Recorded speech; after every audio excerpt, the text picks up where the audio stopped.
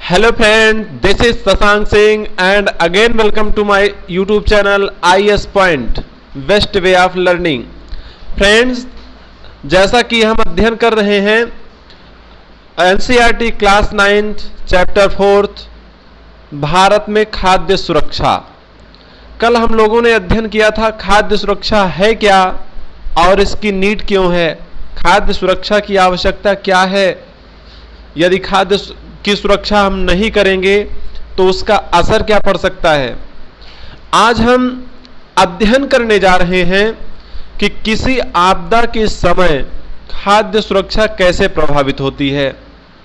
अब जो आपदाएं होती हैं वो मानवकृत भी होती हैं और प्राकृतिक होती हैं। तो जैसे प्राकृतिक आपदा में क्या आता है, सूखा आ गया, बाढ़ आ गया। जब सूखा आ जाता है तो खेतों में पानी नहीं रहता है, फसल जिससे कि फसल का उत्पादन नहीं हो पाता है। बाढ़ आ जाती है तो फसलों को पूरी तरीके से नष्ट कर देती है, क्योंकि खेतों में जब पानी भर जाएगा चारों तरफ जलाशय की तरह जलमग्न हो जाता है, तो जो भी फसल का उत्पादन हो के लिए हम खेतों में लगाए रहते हैं वो फसल पूरी तरीके से नष्ट हो जाती है।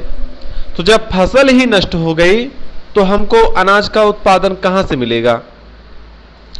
तो आइए जानते हैं कि प्राकृतिक आपदा से हमारी खाद्य सुरक्षा जो है वो कैसे इफेक्टिव होती है। किसी प्राकृतिक आपदा जैसे सूखे के कारण खाद्यान्न की कुल उपज में गिरावट आती है। अगर मान लो सूखा पड़ गया तो सूखा जब पड़ जाता है तो फसल का उत्पादन यानी अनाज का उत्पादन नहीं हो पाता है। तो जब अनाज का उत्पादन नहीं होगा तो जो हमारा खाद्यान्न का स्तर है वह धीरे धीरे कम हो जाएगा, क्योंकि जो स्टॉक है उसी स्टॉक से ही हम खाद्यान्न की आपूर्ति करेंगे। और मान लीजिए जो पुराना स्टॉक है उसी से हम खाद्यान्न की आपूर्ति कर रहे हैं, लेकिन नेक्स्ट ईयर के लिए हम खाद्यान्न का स्टॉक नहीं पूरा कर पाएंगे, नहीं भर पाएंगे। अगर सूखा आ गया, बाढ़ आ गया तब इससे प्रभावित क्षेत्र में खाद्य की कमी हो जाती है। किससे प्रभावित? जो सूखे से प्रभावित होते हैं, जो बाढ़ से प्रभावित होते हैं, उससे भी संबंधित जो क्षेत्र होते हैं वहां ऑटोमेटिक खाद्य की कमी हो जाती है, क्योंकि जीविकोपार्जन के लिए, अपने घर गृहस्थी को चलाने के लिए जो अनाज उत्पादन का स्तर रहता है प्रतिवर्ष वो कम हो जाता है। तो जिसके चलते खाद्य की समस्या आ जाती है। खाद्य की कमी के कारण कीमतें बढ़ जाती हैं, स्वाभाविक सी बात है। जैसे अभी भी देखा जाता है कि जब किसी भी वस्तु की, किसी भी सामान की जब कमी हो जाती है तो जो लोग उसको स्टॉक में एकत्रित करके रखते हैं तो उसकी कीमतों को इंक्रीज कर देते हैं, बढ़ा देते हैं। क्यों? क्योंकि उनको पता होता है कि इस समय पूरा सूखा पड़ गया है या खाद्यान्न की पैदावार कम हुई है, तो मनमाने रेट पर उसको लोग बेचने लगते हैं, विक्रय करने लगते हैं। और जिन लोगों को आवश्यकता होती है, ज़रूरत होती है, वो चाहे महंगी चाहे जितनी भी वस्तु हो, अपनी आवश्यकता की पूर्ति के लिए उसको खरीदते हैं। तो सूखे से यानी कि प्राकृतिक आपदा से ऐसा नहीं है कि सिर्फ उत्पादन की गिरावट में कमी आ जाएगी। उससे और क्या होता है कि जहां ऐसा होता है उससे संबंधित क्षेत्र भी प्रभावित हो जाते हैं।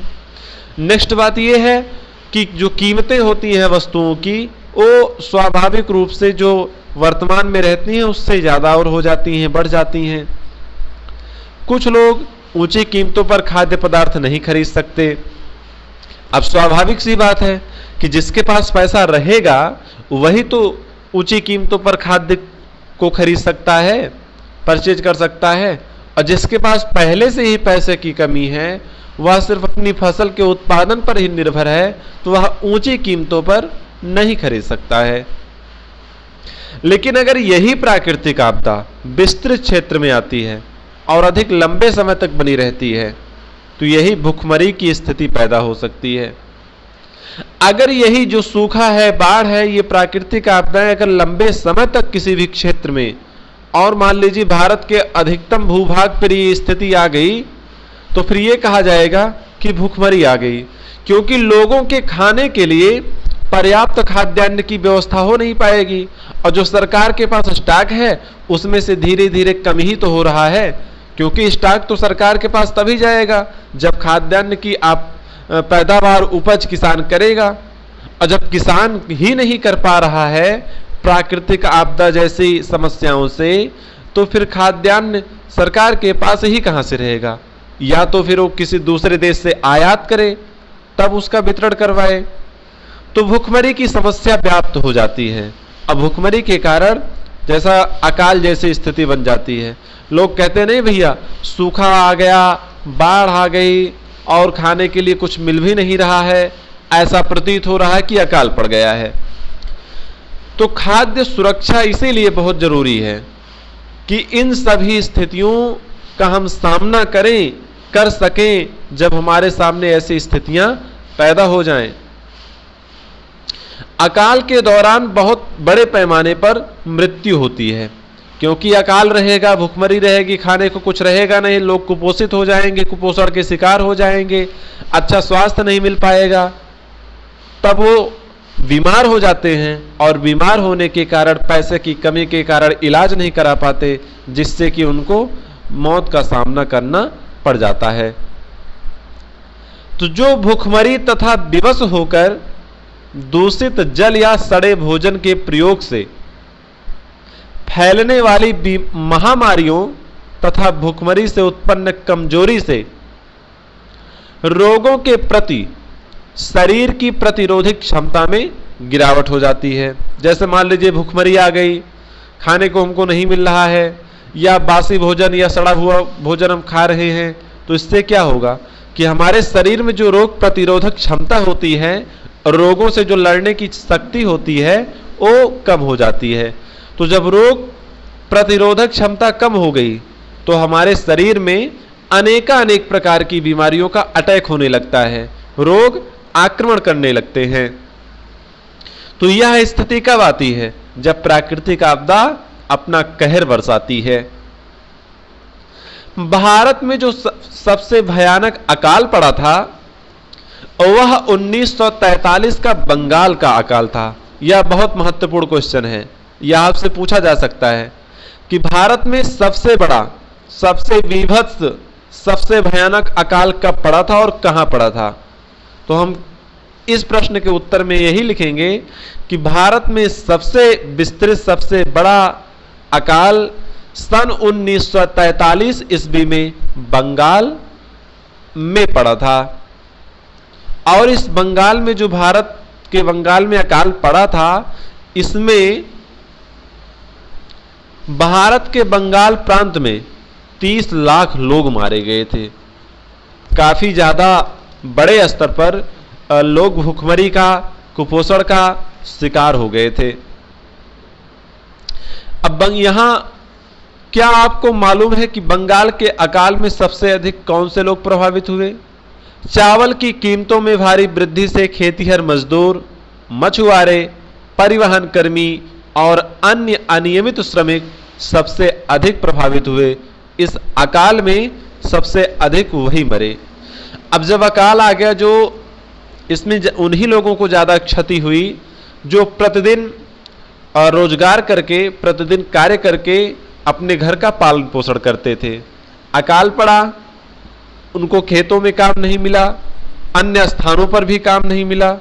काम न मिलने के कारण जो चावल की कीमत बढ़ गई थी, उस चावल को खरीद नहीं पाए, और जब चावल खरीद नहीं पाए या खाने की कुछ व्यवस्था नहीं कर पाए, कुपोषण के शिकार हुए और उनकी मृत्यु हो गई।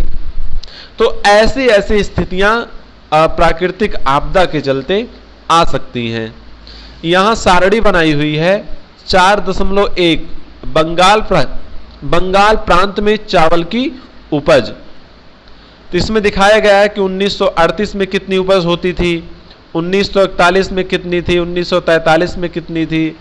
यह आपसे पूछा जा सकता है कि 1940 में बंगाल में चावल की उपज कितने लाख टन थी, तो आप यही कहेंगे कि 82 लाख टन। और जो आयात किया 3 लाख टन। निर्यात कुछ भी नहीं किया। अगर कुल उपलब्धता को देखा जाए, यानी बंगाल में जो चावल की जो स्टोरेज थी, जो स्टॉक था, वह टोटल कितना था? 85 लाख टन सन 1940 में। ऐसे ही कुछ इसमें फिगर के माध्यम से, कुछ कहानियों के माध्यम से दर्शाया गया है कि बंगाल का अकाल कैसा था और उस समय के लोग कैसे अकाल से पीड़ित थे। जैसे कि 4.1 फिगर में देखिए, राहत केंद्र और भुखमरी से पीड़ित लोग सन 1945। देखिए कितने बुरी तरीके से शारीरिक रूप से अक्षम हो गए हैं, कमज़ोर हो गए हैं। तो भुखमरी आने से लोग बीमारियों से ग्रसित हो जाते हैं, बीमारियों के शिकार हो जाते हैं। और दूसरे फिगर में अगर हम बात करें तो इसमें 1943 में बंगाल में जब अकाल पड़ा था, उसी दौरान चटगांव जिले में गांव छोड़कर जाता हुआ एक परिवार का फिगर यहाँ दिखाया गया है कि जब अकाल आ गया, भुखमरी आ गई, तो कैसे लोग पलायन करने लगे, कैसे लोग एक स्थान से दूसरे स्थान के लिए जाने लगे। तो हम ये समझ गए ना कि प्राकृतिक आपदा कैसे खाद्य सुरक्षा को प्रभावित करती है, और यदि प्राकृतिक आपदा आ गई तो खाद्य सुरक्षा किस तरह, किस स्तर तक प्रभावित हो सकती है और उसका मानव जीवन पर क्या प्रभाव, क्या असर पड़ सकता है। इन सब के बारे में हमने अध्ययन किया। यदि इन सभी टॉपिक्स में आप लोगों को कहीं भी कोई भी प्रॉब्लम्स है, कोई भी डाउट्स है, तो आप निसंकोच पूछ सकते हैं कमेंट बॉक्स में आकर के। अब इसमें देखिए जो फिगर आप लोगों ने ऊपर पढ़ा, उसी में से क्वेश्चन पुट अप किया गया है। इस क्वेश्चन का आंसर आप अध्ययन करके खुद से ही दीजिएगा। अगर नहीं आता है तो मैं बताऊंगा। भारत में अकाल संबंधी और सूचनाएं एकत्र करें। ये काम आप लोगों के लिए है कि भारत में अकाल कब कब हुआ और अकाल से कैसे कैसे लोग इफेक्टिव हुए और कैसे कैसे उनको राहत प्रदान की गई, इन सब के बारे में और सूचना एकत्र करना है। और सौभाग्य की बात तो ये रही कि भारत ने बंगाल जैसा अकाल पुनः कभी नहीं पड़ा। जो कि पहले पड़ा था वैसा अकाल कभी नहीं पड़ा।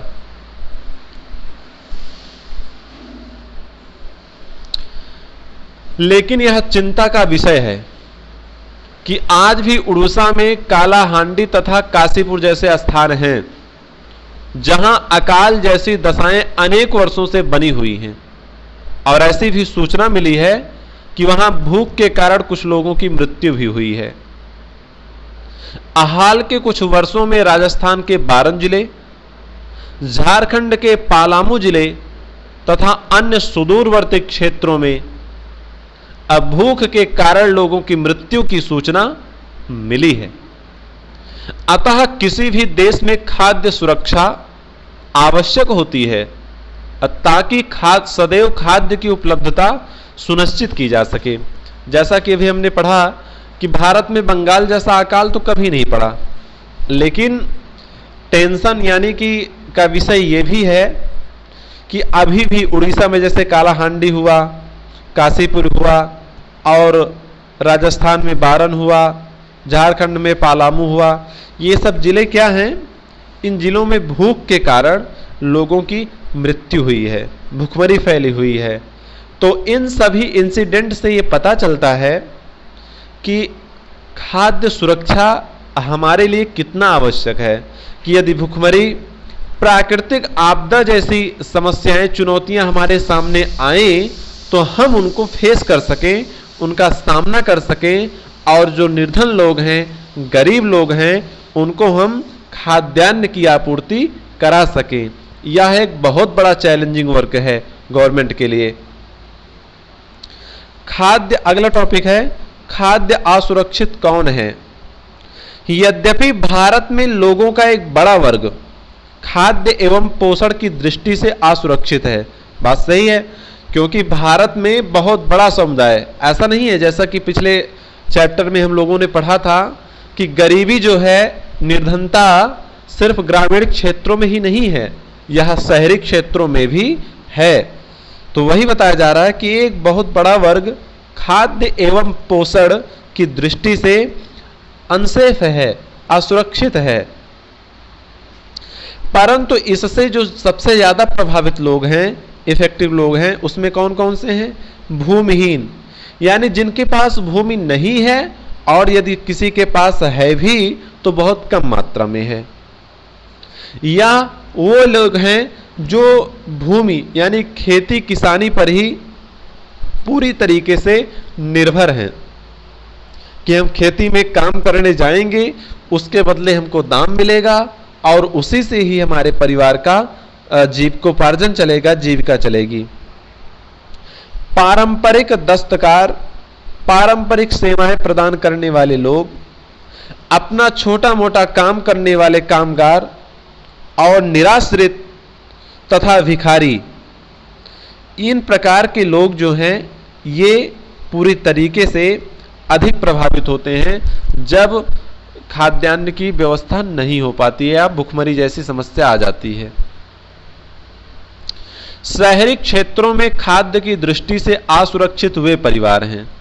अब जैसे ये तो गांव के क्षेत्र हो गए, लेकिन अगर शहरी क्षेत्रों की बात करें तो जिनके कामकाजी सदस्य प्रायः कम वेतन वाले व्यवसायों और अनियत श्रम बाजार में काम करते हैं।